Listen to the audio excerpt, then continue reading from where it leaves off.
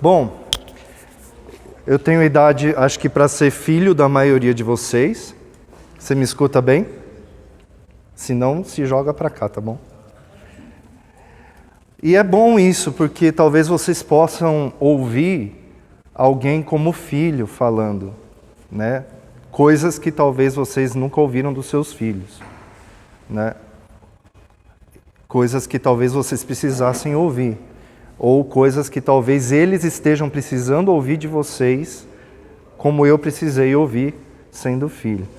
Quero trazer primeiro, eu acho sempre, o Espírito Santo, quando inventou a liturgia, ele pensou, se os meus filhos entendessem como eu falo para a igreja todos os dias e dou a direção, o evangelho de hoje fala para a gente de uma maneira como uma luva.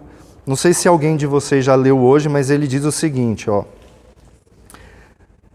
Naquele tempo, o Senhor escolheu outros 72 discípulos e o enviou 2 a 2 na sua frente, a toda a cidade e lugar onde ele próprio deveria ir. Vamos começar a reter a informação. O que o Senhor fez? Escolheu 72 em pares, em duplas, e os enviou para onde? Onde ele mesmo deveria ir. Prestem muita atenção, retenham essa informação. E dizia a eles, a messe é grande, mas os trabalhadores são poucos. Por isso pedi ao dono da messe que mande trabalhadores para a colheita. Eis que eu vos envio como cordeiros para o meio de lobos. Não leveis bolsa, nem sacola, nem sandálias, e não cumprimenteis ninguém pelo caminho. Ou seja, não percam o foco. Em qualquer casa que entrares, dizei primeiro, a paz esteja nessa casa. Se ali morar um amigo da paz, a vossa paz repousará sobre ele, senão ela voltará para vós.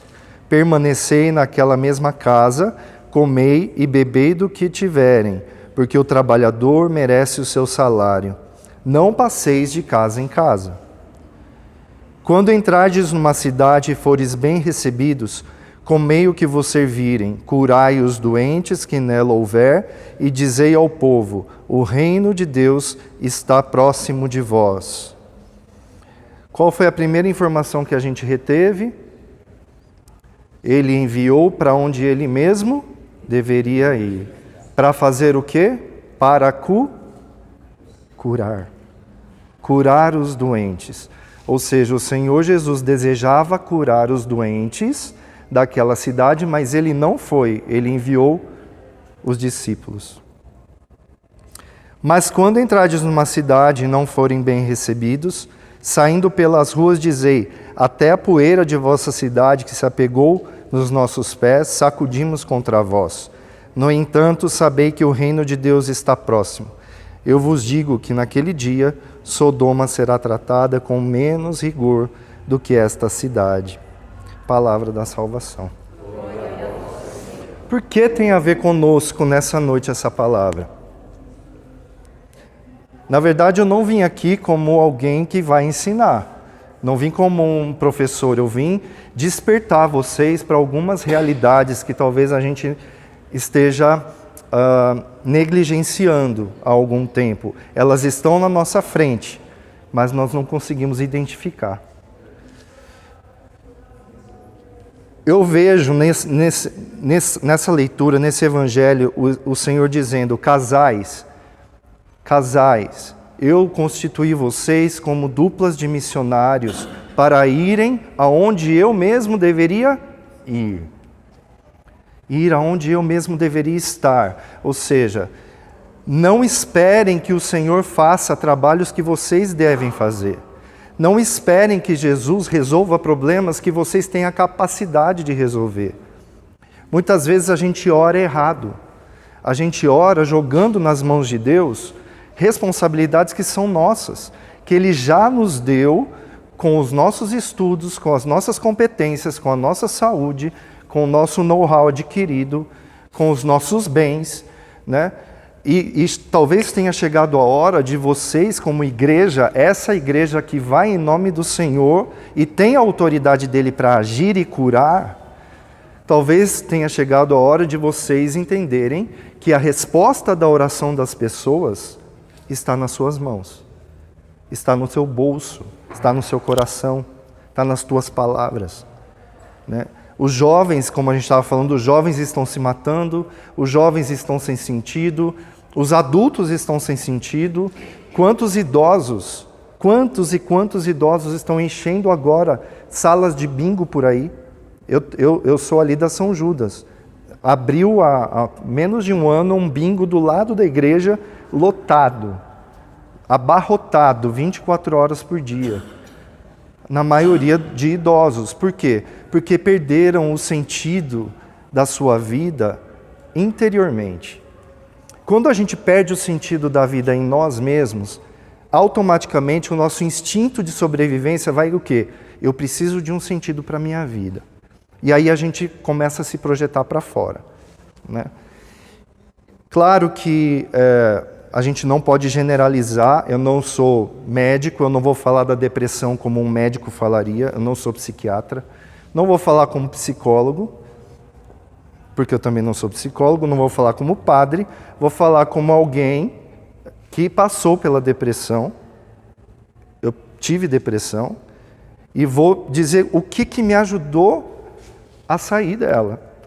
Né? E quando eu percebi que a minha história de vida estava muito marcada por isso, quando eu comecei a fazer memória, né, de perceber que eu tive amigas que se mataram quando eu era adolescente, coisas que às vezes a gente vai vivendo e vai apagando, sabe aquelas memórias que você não lembra muito? Aí você para uma hora na tua vida e começa a voltar, ou alguém vem e te fala, lembra de fulano? Né? Quando eu tinha 14, 15 anos, eu passei pelo primeiro grande trauma, vamos dizer assim, que um adolescente pode passar, que foi a separação dos meus pais. E aí, naquela época, eu já era, assim, o seio da minha família, ele já era um quebra-pau. É essa palavra que pode definir, não tem outra palavra. Não havia diálogo, não havia compartilhamento entre os meus pais. Não, assim, meu pai ficava numa sala vendo TV, minha mãe ficava enfiada no quarto, fazendo as coisas dela. E isso foi, enfim, quando eu tive 14 anos, eles se separaram. E por algumas circunstâncias que ali naquela época eu não consegui digerir, eu tive a decisão de não falar mais com a minha mãe. Então, ela aparecia num canto da rua, eu saía pelo outro. E isso durou 3 anos. Literalmente, eu não falei com ela, não atendi a ligação, nada. 3 anos. Quando eu fiz 18 anos, eu tive a notícia de que ela tinha câncer, de que ela tinha contraído um câncer, e aí aquilo mexeu comigo, né? E aí, ao mesmo tempo, eu tive uma experiência na igreja, eu fiz um encontro de jovens, e ali eu tive uma revelação de Deus, comecei a mudar toda a minha vida, enfim, e eu falei, bom, não adianta, eu tenho que procurar minha mãe, né? Não adianta eu, agora que eu conheci Deus, continuar do jeito que eu estava. E aí eu fui até a casa dela, bati na porta com a maior cara de pau, lavada, e a partir daí, isso já se fazem quase 30 anos, 25 anos, um pouco mais. E até hoje eu vivo em construção da minha relação com a minha mãe. Eu reconstruo a relação com a minha mãe há 25 anos. Né? Ainda é difícil receber afeto dela, ainda é difícil dar afeto a ela. Isso para elucidar para vocês coisas que vocês sentem também. Como é difícil você recomeçar depois de uma quebra tão poderosa, né? Então, o conceito de misericórdia, ele está muito atrelado à salvação das pessoas. A salvação não só para a eternidade, mas a salvação da vida aqui. Porque a misericórdia é um conceito que ultrapassa o perdão. Né? Perdão, entende muito bem, eu te perdoo, né? Tudo bem, está perdoado, viva a sua vida, eu vivo a minha, sem ressentimentos. Não é? A gente entende isso. Quantas vezes a gente não já foi desafiado a perdoar? Quero que alguém aqui levante a mão que já experimentou esse nível de perdão. Perdoar essa pessoa, mas você vai para o seu lado, eu vou para o meu lado, sem ressentimentos. Quem aqui já viveu isso? Ou já?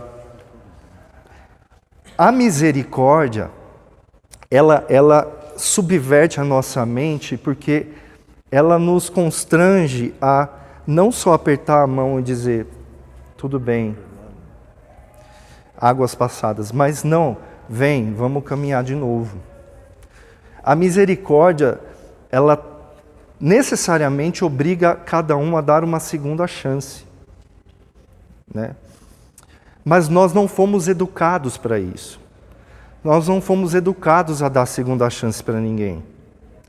Nossos pais não nos educaram assim, vocês não educaram seus filhos assim. Por isso o conceito de misericórdia, ele é tão difícil de ser colocado em prática, e é exatamente isso que se perdeu em nós, que faz com que quando a gente se bate a cara no muro ou se vê num labirinto, a gente não veja saída. Porque a gente não imagina que Deus é misericordioso conosco e nos dá de verdade uma nova chance, de verdade, não é teoria, e a gente não consegue dar novas chances às outras pessoas. Né? Isso é muito cruel, mas é muito a sociedade que a gente vive. Uma sociedade cada vez mais competitiva, uma sociedade cada vez mais virtual. Né? Falávamos agora, antes de entrar na palestra, né, antes de entrar nessa noite, como está tudo conectado, né, essa hiperexposição ao celular, às redes sociais. Não sei se vocês usam celulares ou redes sociais, vocês aqui, né, ou quanto tempo vocês ficam nas redes sociais. Mas a rede social é uma forma de você expor ali, na verdade, a vida que você gostaria de ter. Se você for parar bem para pensar, o que te leva a fazer uma foto, ou o que te leva a postar alguma coisa para alguém, é mostrar um ideal. Você escolhe o seu melhor ângulo, você escolhe o melhor momento, a melhor mesa que você fez para receber as pessoas, e você clica aquele momento, como se aquele momento fosse 24 horas da tua vida. E você esquece que você está vendo ali, passar na tua tela, fotos de outras pessoas que fizeram a mesma coisa. E o que acontece? Isso causa na nossa cabeça que a vida dos outros é melhor que a nossa. Porque a vida dos outros é muito mais incrível, é muito mais legal. As pessoas, aquela mulher é muito mais bonita que eu, aquele cara é muito mais forte que eu, ele é mais rico e tal. Quando, na verdade, todo mundo está ali postando ideais. Não é a realidade. E a gente acaba vivendo essa mesma ilusão que a gente está postando ali. Isso é doido. E isso na nossa cabeça já nos bagunça um pouco. Já gera um pouquinho de insatisfação interior. Se a gente for parar realmente para pensar. Agora imagina numa criança que está em formação. Imagina num adolescente. É devastador. É devastador um adolescente olhar e ficar exposto horas e horas olhando ideais ali que ele nunca vai poder conquistar.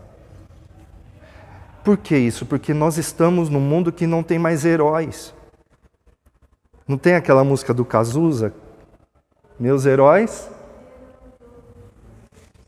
meus inimigos, ideologia.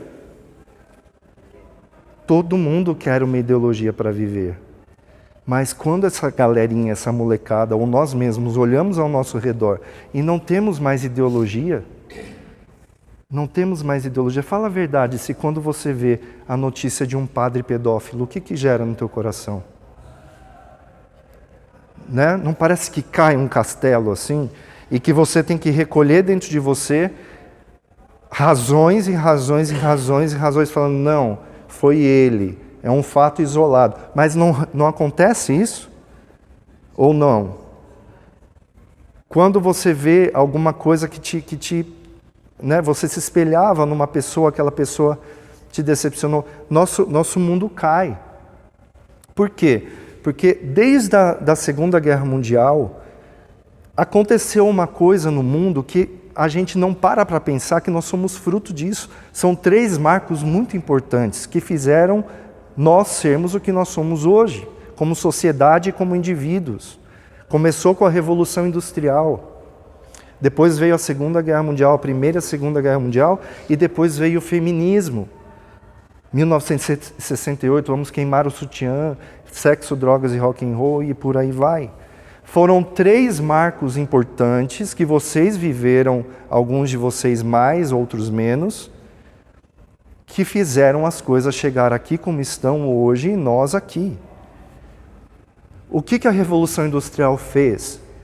Ela fez com que as pessoas saíssem da fazenda, do campo, e começassem uma nova forma de produzir, uma nova forma de economia, dentro das cidades, progresso e tudo mais, e medicina, e saneamento básico, então, enfim, né, tudo aquilo que venderam como se fosse novidade, mas que desde Roma a gente sabe muito bem que já o Império Romano tinha suas cidades incríveis, com aquedutos enormes, e com Leonardo da Vinci já desenhava sistemas de esgoto. Enfim, não era novidade, mas o que o sistema midiático faz? O que a propaganda faz? Faz todo mundo acreditar que nunca foi daquele jeito e agora era assim, e é incrível, e todo mundo tem que viver isso, porque isso sim é modelo de felicidade. Então, as pessoas saem das suas fazendas, da terra, começam a ir para a cidade, automaticamente elas perdem o referencial da tradição. Porque na fazenda, todo mundo se recolhia em volta da mesa, em volta do pai, em volta da mãe, bença pai, bença mãe. Quem dava a última palavra era o avô, era a avó, era pai, era a mãe, e isso de alguma forma mantinha a tradição. Se tinham referenciais, e até aquele momento, o grande referencial era o referencial judaico-cristão. Quem eram os heróis do povo? Os heróis do povo eram Jesus Cristo mesmo, Nossa Senhora, os santos. Esses eram os heróis do povo, as histórias contadas, os referenciais passados. Então, passou-se ano 1900, século XX entrando, crises econômicas, foi criada uma crise para quebrar o sistema econômico em 1930, depois da Primeira Grande Guerra, vários motivos para subir, então Hitler e todas aquelas coisas, Hitler e Stalin, os fascistas, né, os grandes generais ali, Mussolini, enfim. E aí veio a Segunda Guerra Mundial, todo mundo sabe o que aconteceu. Mas o pior, as mulheres ali entraram no mercado de trabalho porque todos os homens tinham ido para a guerra. Então as mulheres foram chamadas para trabalhar e elas começaram a sentir o gostinho daquilo. Né? Porque até aquele momento, quem era responsável pela educação dos filhos? A mulher. A mulher dentro de casa tinha um papel fundamental, que era dar a estrutura emocional para as crianças. A estrutura emocional, uma criança do 0 até os 7 anos, ela é uma esponjinha. Tudo que ela absorve ali vai ficar para a vida inteira. Então, uma mulher hoje que não cuida da sua criança, porque ela tem que trabalhar, ela tem que deixar numa creche ou com uma babá, essa criança, ela já vai estar fragmentada emocionalmente. Isso, você pode ter uma bibliografia vasta para você ler sobre isso. Então, essa mulher hoje, só que essa mulher hoje, já foi essa mulher da década passada. Essa mulher já foi a minha mãe, que não cuidou de mim, que também trabalhava. Minha mãe era professora, trabalhava o tempo todo, e eu tive que ficar com uma babá. Ou seja, eu já tenho mais de 40 anos. Então, olha quantas décadas isso vem rolando. Quantas décadas isso vem rolando? Crianças crescendo, fragmentadas afetivamente, emocionalmente. Essas crianças vão ser pais no futuro, que não vão cuidar dos seus filhos, porque já estão fragmentados, já não vão aguentar nada no casamento, já vão se separar, as crianças já vão nascer no meio ali totalmente conturbado, e isso só vai. Então a gente precisa, para entender o que está acontecendo hoje, a gente precisa ter um olhar histórico, de processo. Né? Veio a Revolução Feminista de 1968, com todo o advento das drogas, né? Das grandes bandas, e aí o cinema mundial fez as mulheres acharem quem maravilhoso? Nossa Senhora? Santa Bernadette? Santa Catarina? Não, Marilyn Monroe, com os peitos de fora, com a perna, com aquele batonzão, cabelo. Isso começou a ser referencial para a mulher. A piteira enorme com cigarro.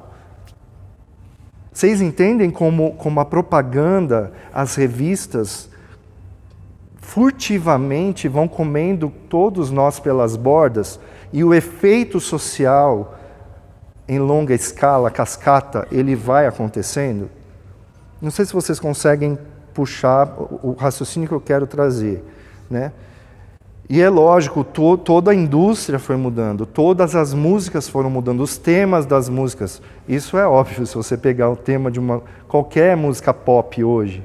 Né? Hoje é celebrado, por exemplo, não sei se vocês têm netos, netas. Seus netos e netas, sabe o que eles amam ver no YouTube?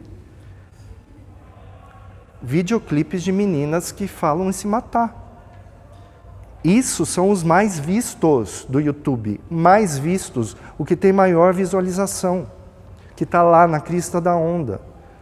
Aquelas meninas com as unhas pretas, chorando e não sei o que. E aquelas músicas, sabe, umas coisas assim que você ouve, nós mais velhos, se a gente for ouvir, fala, não é possível. E são os mais vistos por essa galera. Por quê? Porque alguma coisa aconteceu que a perda de referencial virou uma ribanceira. E já não tem mais. Né? Enfim, isso é o quadro que todo mundo aqui está vivendo. Mas por que a gente está aqui nessa noite? A gente está aqui porque a igreja tem uma resposta para isso. Né? Eu passei por isso, eu passei pela depressão, e o que me respondeu, o que me levantou, foi a minha fé. Claro que não uma fé só ideal, uma fé só de ir à igreja, uma fé colocada em prática. Eu costumo dizer que a depressão, o suicídio, todo esse processo, ele precisa ser encarado, as doenças espirituais precisam ser encaradas como um câncer. O que os médicos falam sobre o câncer? Me ajudem. O que a gente vê na TV? O quê? Prevém? Como é a prevenção? Diagnóstico precoce. Quem que tem que fazer o diagnóstico precoce? Mulheres? O que vocês fazem tomando banho? Vamos repetir isso? Autoexame. O autoexame é propagado na propaganda como um dos fatores que salvam as mulheres. Sim ou não? A mesma analogia a gente tem que pensar sobre as enfermidades espirituais. Eu preciso fazer um autoexame diariamente. Só que para fazer um autoexame, eu preciso de autoconhecimento. E o que acontece? Como eu sou fruto dessa geração, nós somos fruto dessa sociedade, muitas vezes, para a gente poder se relacionar, a gente coloca máscaras. Uma máscara em cima da outra. Por quê? Porque a gente, desde criança, aprendeu o quê? Competitividade. Nós precisamos vencer. Nós precisamos ser os melhores. Não importa o que você está sentindo, importa que você tem que ser melhor. E aí o que acontece? Eu mascaro o meu sentimento e no meu trabalho eu uso uma máscara. Na minha família eu uso uma máscara. Nos meus amigos eu uso uma máscara. Agora, mulheres, vocês podem dormir de maquiagem? O que acontece? prejudica a pele, envelhece, não é isso? E pode causar um monte de doença. Só que nós temos dormido com a nossa máscara muitos e muitos anos. E isso também prejudica a nossa alma. Isso também prejudica nosso coração, nossa espiritualidade. E chega um ponto, é capaz de chegar um ponto que nem a gente se reconhece mais. Pode dizer quem você é. De verdade, quem eu sou. Quem sou eu? Né? Então, essa é a primeira grande ação do Espírito Santo. Quando a gente pensa em Espírito Santo, a grande obra dele, a primeira, é pôr o espelho da verdade na nossa frente. Que a gente consiga dizer quem sou eu. Né? É através dos olhos de Deus, porque cada um de nós tem um Espírito já morando em nós pelo batismo, ele age e ele fala e ele revela a verdade a nosso respeito. Essa é a primeira grande obra. A segunda grande obra é porque não basta saber a verdade a nosso respeito, nós precisamos de uma conversão. O que significa a conversão no que a gente está conversando? Significa que a minha personalidade que eu escondo através de máscaras, ela tem que vir para fora. Eu tenho que deixar as máscaras caírem e eu tenho que permitir que a minha personalidade venha para fora. Apenas quem sou eu. Ah, mas como que eu vou fazer isso, Tadeu? Como eu vou fazer isso, sendo que quem sou eu não gosto? É fraco. Eu sou muito sensível. Eu sou insegura. Ou eu tenho raiva. Enfim, cada um aqui é diferente. E aí a gente se questiona, como é que eu vou mostrar quem sou eu? Porque se a pessoa descobrir quem eu sou, ela não vai querer mais, ela vai se afastar de mim, meus amigos vão se afastar de mim. Há quantos anos a pessoa que é mentirosa, contumaz, ela mente e mente e mente mesmo, e ela é capaz de acreditar na mentira que ela diz. Nas vezes que o Senhor ali questiona ela e ela até pensa, não, eu vou dizer a verdade, automaticamente o instinto de sobrevivência dela já breca. Não, porque ninguém vai ficar do teu lado, se você disser a verdade. Né? Então a segunda obra do Espírito Santo é essa. Que a gente se converta, né? Que a nossa verdade comece a vir para fora e as máscaras caiam. Casais, várias linhas psicológicas dizem que o homem busca a sua mãe na esposa e a mulher busca o seu pai. Quantas vezes conflitos entre o casal se geram porque o homem ali, ele não é o pai dela, e ele não age como o pai dela, e ela está demandando o pai ali, e o pai não vem, e aí vem o conflito. Ou o contrário, né?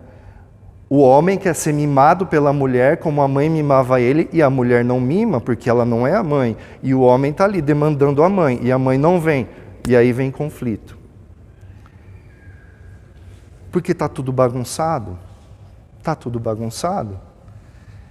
Então, qual é a primeira obra do Espírito? Em nós. A conversão é a segunda. A primeira é o espelho da verdade. Quem sou eu? E isso precisa ser como o autoexame do câncer para a mulher. Todo dia lá no banheiro, o autoexame espiritual, ele precisa ser quando eu acordo e quando eu vou dormir. Existe uma escritura que diz, não se ponha o sol sobre o vosso ressentimento. Não se ponha o sol sobre o vosso ressentimento. Por quê? Porque é como se fosse uma terra, e aí a hora que cai um cimentozinho ali, se o sol se põe, ele fica duro. E aí vai endurecendo o teu coração, vai endurecendo o teu coração. Vai endurecendo o teu coração. E aí a espiritualidade, quando ela é vivida inteligentemente, ela orienta o quê? Antes de dormir, o que o casal tem que fazer? Benê, vem aqui. Olha, aconteceu aquilo hoje. Eu me senti dessa forma. Que não é dessa maneira. Talvez não foi o que você quis dizer para mim, mas eu recebi dessa forma. Então, eu queria que você soubesse isso, mas eu te perdoo. Você me perdoa? E o outro fazer, entendeu? Isso é um trabalho cotidiano. A vida cristã, gente, é uma vida cansativa nesse sentido. É exigente nesse sentido, porque é de todo dia. A nossa religião não é um passe de mágica. E é por isso que às vezes a gente vive uma fé medíocre. A gente não vive o que a gente acabou de ler no Evangelho. Casais que vão, antes do Senhor Jesus chegar no lugar, aquele casal está ali curando. Casais do ECC deviam ser lugares onde os filhos não têm doença nenhuma. Por quê? Porque eles estão cheios da autoridade de Jesus. Porque eles estão nesse ide. Onde eu tiver que ir, vocês vão antes de mim. E vocês vão curar em meu nome. Mas só cura em nome de Jesus quem está cheio da autoridade de Jesus. E só está cheio da autoridade de Jesus quem está assim com ele, colado como um adesivo, né? Está ali, aquela coisa mais que super bonder, não sai. Né? Quem está assim com Jesus. E para estar assim com Jesus, Jesus não trabalha na nossa fantasia. Ele trabalha na nossa realidade, na nossa verdade. Não adianta a gente montar um personagem perfeito, uma máscara perfeita dentro da igreja, achando que Jesus vai se encantar com isso, ou vai se derramar em amor por causa disso, por causa do seu pescocinho dobrado, dos terços que você ora. Não. A boca fala do que o coração está cheio.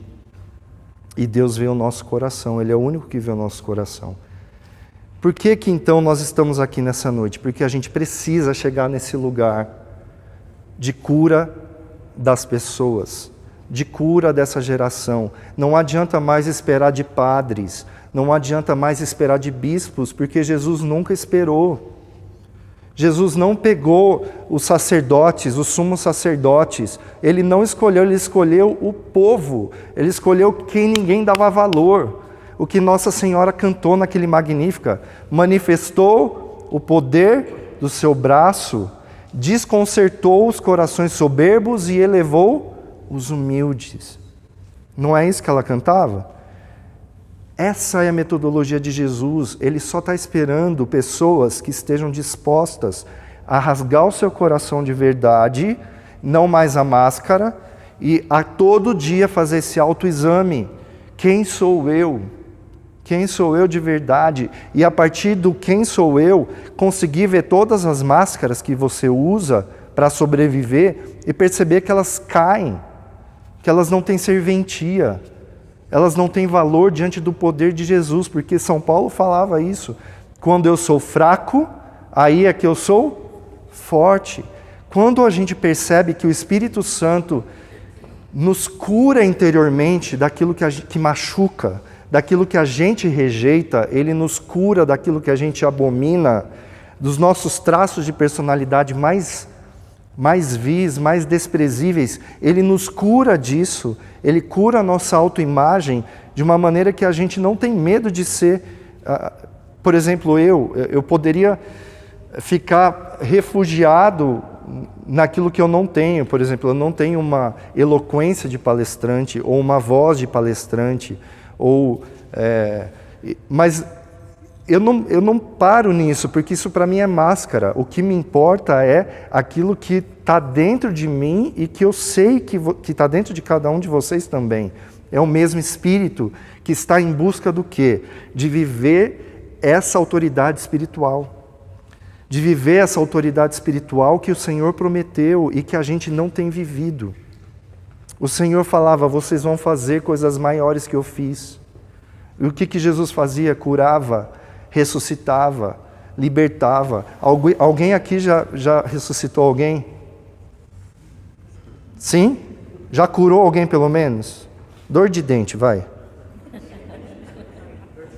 Dor de cabeça. Não, uma oração você deve ter feito de unha encravada, vai. Só para descontrair. Mas é isso que a gente devia se questionar, porque ou a gente está na igreja errada, Porque se a gente está aqui na Igreja Católica, a gente acredita na Bíblia. Se a gente não acredita realmente, a gente está na igreja errada e mude enquanto é tempo. Mas se você acredita que aquelas palavras são espírito e vida, Jesus disse isso, as minhas palavras são espírito e vida. E meus amigos, muita gente morreu por causa delas. Muita gente. Muita gente morreu por causa das palavras de Jesus, porque acreditava tanto que trocava as máscaras. Paulo, eu não quero mais ser doutor da lei, eu não quero mais ser chefe de exército nenhum, eu não quero mais nada, isso tudo é lixo. Eu quero essa verdade do Espírito que está vindo em mim. Esse poder que eu não conhecia, esse poder que vem de dentro para fora, esse sentido da vida. Uma vida que tenha sentido, uma vida que tenha propósito. Qual é o propósito da sua vida? É ganhar dinheiro para pagar a conta no fim do mês? Sinceramente, esse é o propósito da sua vida? Qual é o propósito? Por que você acorda todos os dias? Qual é o propósito? Qual é o propósito? O Espírito Santo está clamando em nosso coração, clamando no meio da igreja por esse propósito. Ele quer casais que vão à frente dele, aonde o Senhor Jesus mesmo deveria ir. Ele não vai ir mais, ele vai esperar você ir. Você tem que ser a resposta da oração das pessoas agora. As pessoas que estão nos hospitais precisando conversar, apenas conversar.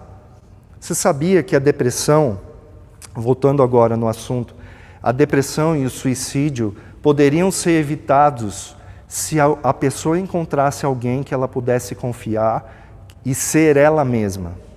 Porque um dos gatilhos de sufocamento que muitos relatam nas cartas de suicídio que deixam é que não aguentava mais representar um papel, não aguentava mais não ser entendido, não ser entendida, né? Não ser amado do jeito que era, né? Quantos jovens, meninos e meninas, hoje sofrem esse problema com o seu corpo, né? Com essa história de transgênero, porque isso virou uma massividade, né? Na cabeça, né? O menino olha no seu corpo e quer ter o corpo de mulher, a menina olha e quer ter o corpo de homem. Só que se ele está dentro de um ambiente religioso, isso é muito sério, porque dentro de um ambiente religioso, uma casa religiosa, os pais, ao invés de educarem para o amor, eles educam no rigor, na força. Você tem que ser assim. Por quê? Porque o pai está preocupado com o que o outro vai pensar, com o que o vizinho vai pensar, com o que o tio vai pensar, com o que vão pensar se virem, né? Que eu falhei como pai, que eu falhei como mãe. Tudo construído, tudo desconstruído na cabeça. E aí sufoca aquele adolescente nessa caixa onde ele não cabe. Porque o mundo inteiro, a hora que ele sai de casa e vai para a escola, o mundo inteiro está falando para ele que ele não é aquela caixa. Em quem que ele vai acreditar? Sendo que ele já não tem mais referenciais. Ele não tem mais referenciais. Lembra? Porque a mãe não está mais em casa, do 0 aos 7 anos, então ela já não tem aquela autoridade sobre a criança. Quem tem autoridade sobre a criança é quem balança o berço. É a mão que balança o berço. Né? Tem um ditado em inglês que fala isso: a mão que balança o berço é a mão que domina o mundo. Né? E aí? Né? Então o conflito se instala. Teve alguns meses atrás um drama horrível. O filho de um pastor de 14 anos se jogou na linha do trem. Filho de pastor. Por quê? Porque era tão... O menino era homossexual. Ele era homossexual. E o pai dele e a mãe dele eram tão bem-sucedidos. A mãe era médica, a mãe é médica e o pai é pastor. Os dois são tão bem-sucedidos que o menino se envergonhava de ser quem ele era. Entende isso? Ele se envergonhava de ser quem ele era por não atingir. Era tanto amor, mas um amor machucado. Então o menino sabia que a expectativa dos pais dele era outra e ele não conseguia atingir de jeito nenhum. E ele começou a entrar nessa espiral depressiva. E por mais amor que os pais dessem para ele, e mesmo os pais dizendo, nós te aceitamos, e está tudo bem, e não sei o quê, como na cabeça do menino ele já estava com os conceitos dele muito bem sedimentados a partir da pregação do pai, entende? Então ele sabia como a mente do pai funcionava e os valores do pai, e ele não ia atingir aquilo. E aí, no fim das contas, ele acabou desistindo. Então, não é porque a gente está dentro da igreja que nós estamos imunes, nós estamos livres. Não, porque o demônio está aí, né? A gente tem que entender o ser humano por inteiro. A depressão é um problema biológico? É. Né? Biologicamente, são neurotransmissores que não estão funcionando bem, não estão sendo a dopamina, noradrenalina, todos eles não estão mais funcionando bem. Isso é biológico. Mas nós não somos só carne, nós somos espírito. E o que é o espírito? O espírito são nossos pensamentos, nossa memória, nossa razão. Né? E o que é a nossa alma? Nossa alma são as nossas emoções, o propósito mais profundo da nossa vida. Então, esse mistério, alma, espírito e corpo, que é um espelho da Trindade, né? Por isso nós somos semelhança de Deus, é um espelho da Trindade, nós não entendemos como funciona, mas o que eu produzo no meu corpo afeta o meu espírito, e o meu espírito afeta a minha alma, o que é produzido na minha alma afeta o meu espírito, afeta o meu corpo, enfim. Como e em que medida depende de cada um. O que eu quero dizer com isso? Que o demônio existe sim, e que existe a tentação sim, mas a tentação ela trabalha a partir de uma matéria, a partir daquilo que a gente oferece para o demônio. Então, se você é mentiroso ou mentirosa, o demônio vai agir a partir da tua matéria, do que você oferece, e vai intensificar isso, e vai trazer isso ao nível de loucura, né?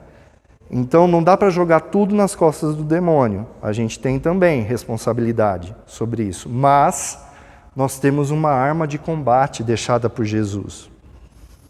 Vocês acham que a gente tem histórias de depressão e suicídio na Bíblia?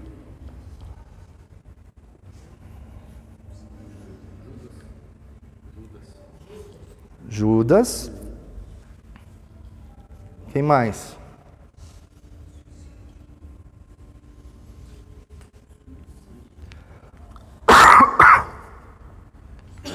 Depois da gente entender como a palavra de Deus precisa começar a entrar na nossa vida, aí a gente abre para debate, né, porque eu já falei demais. Mas, além de Judas, Antigo Testamento, tenho certeza que todo mundo sabe. Hã? Não, Jó não se matou. Não, um que se matou. No Antigo Testamento. É famoso, gente. Vocês vão querer se bater depois. Começa com S. Sansão. Sansão, vamos comparar Sansão e Jesus. Porque Jesus também passou pela sua depressão, você sabia? Jesus se deprimiu. Lembra? No Horto das Oliveiras. Lembra? As palavras que saíram da boca dele, minha alma está triste até a morte. Isso é depressão. Por mais que seja uma breve depressão. Porque é uma doença da alma. E a alma está triste até a morte. Triste até ter vontade de morrer. Né? Assim que Jesus ficou sobrecarregado com nossos pesos ali. Jesus passou pela depressão e Sansão passou pela depressão. Qual foi a depressão de Sansão? Lembra da história, né? Você conta a história toda. Cabeludo, matava todo mundo com o braço dele, Mas se deixou seduzir por Dalila. Se deixou seduzir por Dalila. E aí, a depressão de Sansão foi exatamente essa. Como ele, sendo quem ele era, pôde chegar naquele ponto, né? Porque a alma do deprimido se sente assim, ela se sente cercada por todos os lados e ela não consegue achar uma rota de fuga, né? Ela não consegue, é como um labirinto que ela não consegue sair. Viktor Frankl, que foi um prisioneiro de guerra da Segunda Guerra Mundial, ele escreveu um livro chamado Em Busca de Sentido, que, em suma, muito resumidamente, ele vai narrando ali de onde ele encontrou sentido e propósito para continuar vivendo no meio de onde não tinha mais razão para viver. E aí ele vai nos mostrando como essa força está dentro de nós. E aí ele vai pontuando 4 lugares fundamentais ali do campo de concentração, onde o deprimido ele se identifica muito. Então, por exemplo, o dormitório. O dormitório era um lugar onde ninguém tinha personalidade, todo mundo tinha a mesma roupa, as mesmas beliche ali, né? Todo mundo jogado, amontoado, só um número. E muitas vezes o deprimido se sente assim, só mais um na multidão. Ele não tem personalidade, ele não é ninguém, ninguém o nota, né? Aí ele pensava no campo forçado, de trabalho forçado, né? E a alegoria que a gente faz é que muitas vezes o trabalho para algumas pessoas ele é sufocante, a pessoa se sente que está ali obrigada, ela odeia aquele lugar, ela é um escravo e ela tem que trabalhar naquilo, né? E isso é um grande gatilho de depressão. Aí ele faz a analogia também da câmara de gás, né? Que tem muitos deprimidos que antes do suicídio narram assim, a questão do síndrome do pânico, como é que fala? Da angústia, né? Se sentir sufocado, tal, como se não conseguisse respirar, né? A câmara de gás. E o último, a fornalha, onde era queimadas as pessoas, né? E algumas pessoas em depressão, o gatilho é exatamente isso, vem tudo destruído, né? Tudo que ela toca é destruído, tudo ao seu redor, né, começa a se desfazer. E Sansão, então, ele no meio daquela depressão dele, o que ele faz? Ele combina com um cara lá e fala o seguinte, ó, vamos deixar rolar, vou fingir que não está acontecendo nada, que eu obedeço aqui, que eu fico preso, até o cabelo dele crescer, né? Aí ele pediu para esse cara colocar ele na posição ali das colunas, e numa hora que tivesse todo mundo ali, ele fez a coluna cair, matou todo mundo, matou ele também, né? Isso é o que o suicida faz. O suicida, para matar tudo aquilo que está em volta dele, todos os inimigos dele, na mente dele que está atormentando, ele acha que o único jeito é matar ele mesmo, né? E aí destrói tudo, né? O caminho do deprimido é esse, ou ele se cura, ou ele vai explodir para afetar todo mundo que ele puder, ou ele vai implodir quando ele se suicida, né? Infelizmente. Mas Jesus não fez esse caminho. Jesus nos mostrou qual é o caminho que o deprimido tem que fazer. Naquele momento, eu lembro quando eu passei pela síndrome do pânico, que eu não conseguia respirar, eu não conseguia sair de casa, eu tinha medo de encontrar alguém, eu tinha medo de que alguém me visse, né? Eu lembro que eu rapidamente me veio essa luz assim, por que você chegou nessa situação? O que você fez? Qual foi a sua culpa para você chegar nesse momento? E eu me recordei do que eu tinha feito e eu falei, bom, eu assumo que eu fiz isso e eu vou assumir as consequências do que eu fiz. Nesse momento, quando eu não tive mais medo da consequência do que eu tinha feito de errado, quando eu decidi pagar o preço, eu comecei a sair da depressão, né? Enquanto eu estava com medo do que os outros iam pensar de mim pelo que eu tinha feito, lembra que eu falei sobre misericórdia? Eu fui misericordioso comigo mesmo. Eu me dei uma segunda chance. Eu falei, não importa que eu errei, posso pagar por isso, mas eu tenho tudo isso aqui de bom dentro de mim e eu posso recomeçar. Né? Então, eu fui misericordioso comigo mesmo. Mas não é todo mundo que consegue fazer esse trabalho mental rápido, porque é como um câncer. Você não pode deixar a depressão se alastrar, porque ela tira todas as suas forças. Né? Então, quando você identificar na tua família ou em você mesmo que estão acontecendo alguns sinais, alguns gatilhos, no livro que eu trouxe, que é o que eu escrevi para ajudar as pessoas, eu falo desses sinais todos, que é para a gente se identificar, está começando um processo de depressão e parar imediatamente. E qual é o caminho de parar? É o mesmo que Jesus fez. O que Jesus fez quando ele disse: a minha alma está triste até a morte? Eu tenho vontade de morrer. É demais isso. Ele falou para o pai: pai, se é possível, afasta de mim esse cálice, mas seja feita a tua vontade. E ele se levantou. Nessa hora, Jesus ensina tanto para nós e para as pessoas em depressão, que é o abandono. É você não colocar tanto peso no resultado do mal, no resultado fracassado das tuas escolhas, das escolhas das pessoas. Não colocar tanto peso nisso. Né? Reconhecer sim, pai, está pesado. Está pesado. Eu não gostaria de estar passando por isso, mas seja feita a tua vontade. E esse seja feita a tua vontade, ele vem de dentro no sentido assim, eu me rendo. Não me importa mais o que vai acontecer no futuro, eu me rendo.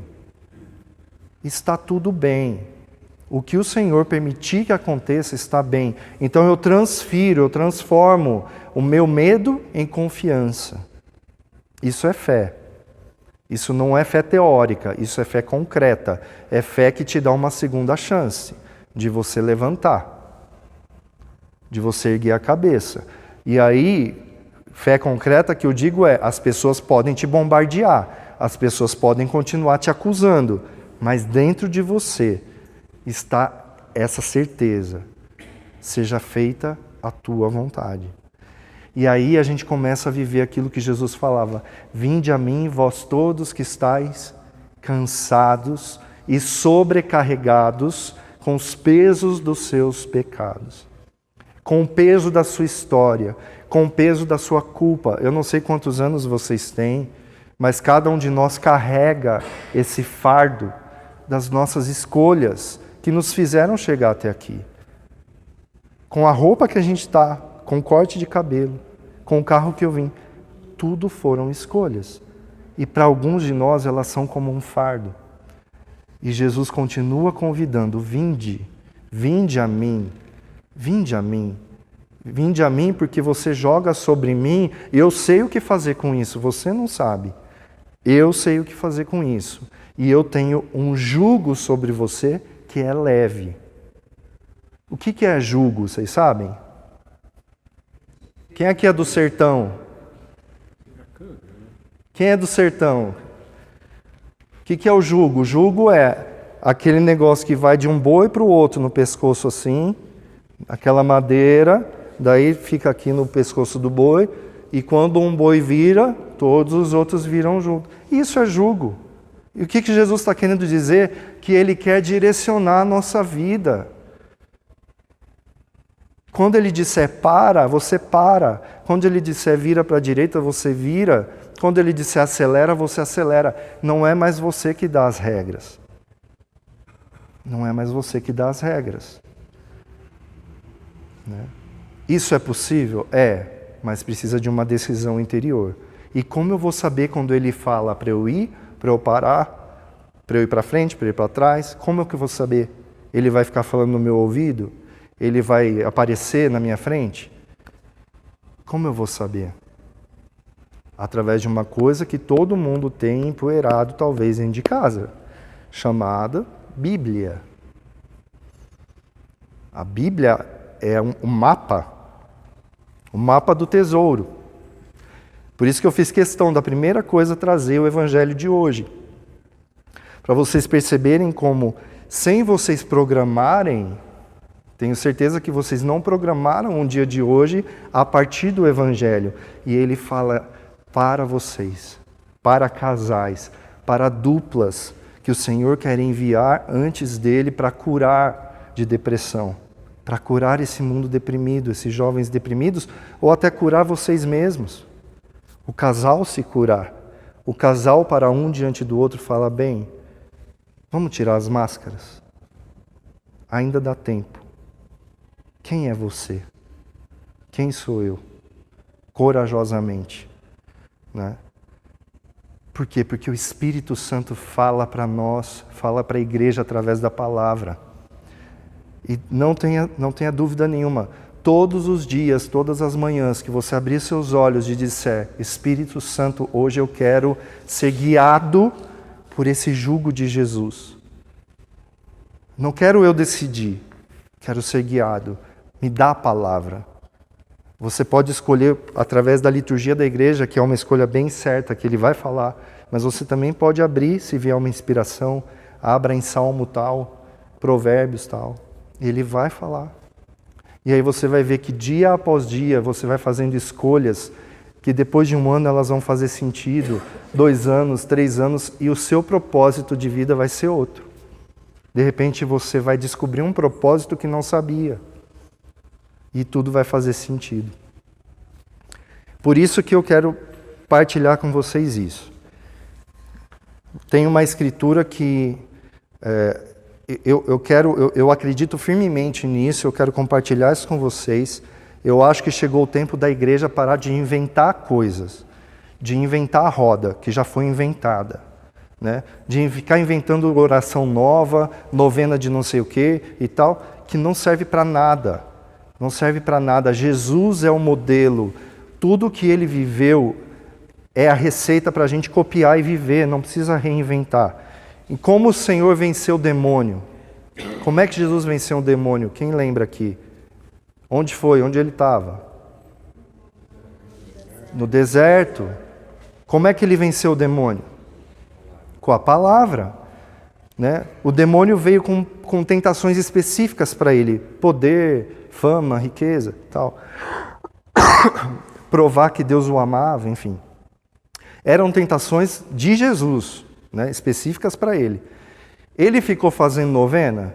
Não. Ele ficou pegando o livrinho de orações de poder e fazendo aquela oração? Não. O que ele fez? Pegou um versículo, e deu nas pernas do demônio, quebrou. Né? A cada tentação que vinha, ele pegava um versículo. Está escrito isso, pei. Claro que ele podia fazer isso porque estava tudo na mente dele. Ele estudou a vida inteira aquilo e ele era a palavra, né? Então foi ele a inspiração, estava tudo ali. A gente, infelizmente, não é capaz disso, mas pode mudar. Então o modelo é esse. São Paulo fala que o demônio nos ronda como um leão. E aí lá em Efésios ele vai falar, então seja inteligente e seja como um soldado. Você tem que estar como um soldado. Capacete, couraça, escudo, proteção, o pé, né? E uma espada. Então de tudo que São Paulo fala ali, tudo é defesa. O capacete defende, né? A couraça defende, tudo defende. A única que ataca é a espada.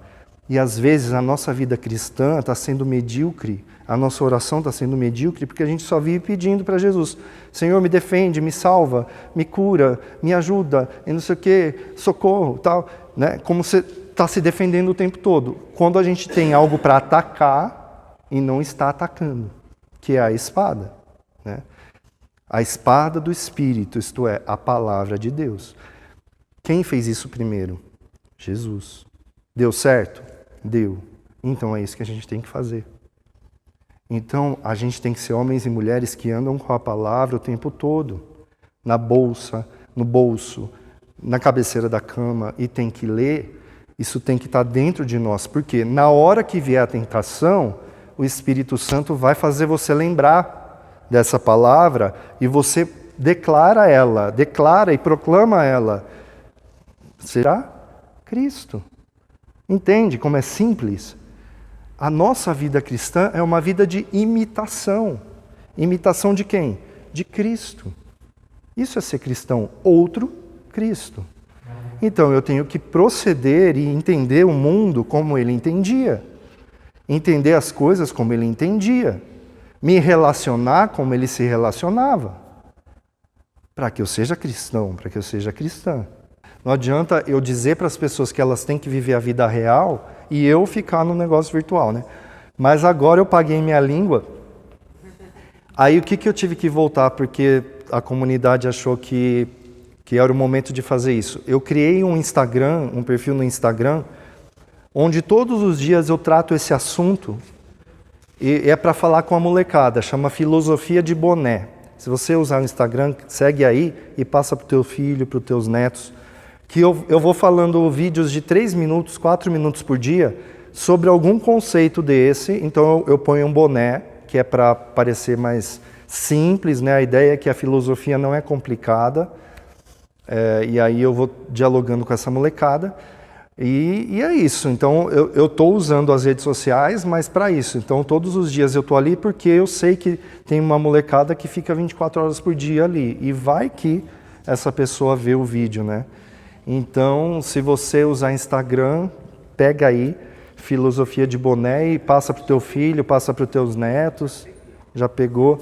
Porque eu acho que a gente tem que fazer a molecada ver coisa boa, né? Ver coisa que vai trazer conceitos cristãos para eles, que é o que acho que a palavra de Deus, confio que ela tem poder por si, né? Bom, organização, acho que é isso. Não, eu que agradeço vocês, imagina.